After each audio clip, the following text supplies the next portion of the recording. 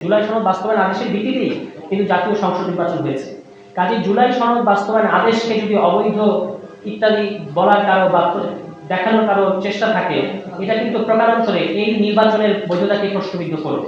কারণ বাংলাদেশের এক্সিস্টিং সংবিধানের মধ্যে বলা আছে 2029 সালে নির্বাচন হওয়ার কথা, কিন্তু জুলাই সনদ বাস্তবায়ন আদেশের ভিত্তিতে একটা বিশেষ পরিস্থিতিতে আমরা এই নির্বাচনটা আয়োজন করেছি, যেটা জনগণ সহ সকল রাজনৈতিক দল মেনে নিয়েছে।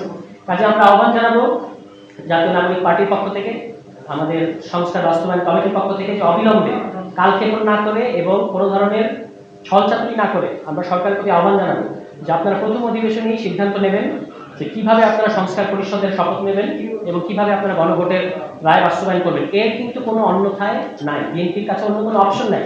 আপনারা দেখবেন যে আজকে মাননীয় স্বরাষ্ট্রমন্ত্রী বলেছেন যে জুলাই সনদের প্রতি সম্মান রেখে আমরা ডেপুটি স্পিকার এটা বিরোধী দল থেকে দেব, কিন্তু আসলে তো আগে আপনাকে জুলাই সনদ বাস্তবায়ন করতে হবে। কারণ এক্সিস্টিং যে সংবিধান, এখানে তো সরকারি দল থেকেই মানে রেওয়াজ অনুযায়ী সরকারি দল থেকেই কিন্তু স্পিকার এবং ডেপুটি স্পিকার হয়ে থাকে। তো ডেপুটি স্পিকার যে বিরোধী দল থেকে হতে হবে, এটা হচ্ছে জুলাই সনদের সিদ্ধান্ত। কাজে আপনাকে আগে জুলাই সনদ যদি বাস্তবায়ন আমরা করি, তখন আর এটা বিএনপি বা সরকারের উদারতা কিংবা জুলাই সনদকে সম্মান দেখিয়ে এই ধরনের কোনো প্রশ্নের কিন্তু কোনো প্রয়োজন পড়ে না। তখন এটা আপনাকে বাই ডিফল্ট আইন হিসেবে মান্য করতে হবে, সাংবিধানিক ধারা বা বিধান হিসেবে মান্য করতে হবে। কাজে আমরা স্বরাষ্ট্রমন্ত্রী সহ বিএনপি সরকারকে আহ্বান জানাবো, আপনাদের সরকারের উদারতা কিংবা জুলাই সনদের প্রতি সম্মান প্রয়োজন নেই, আমাদের প্রয়োজন জুলাই সনদকে বাস্তবায়ন করবেন। আপনারা জুলাই সনদকে বাস্তবায়ন করবেন, সেখানে যে সকল সাংবিধানিক বিধান আছে সেগুলোকে আপনার সরকার মানতে বাধ্য, কারণ এটাই জনগণের রায়।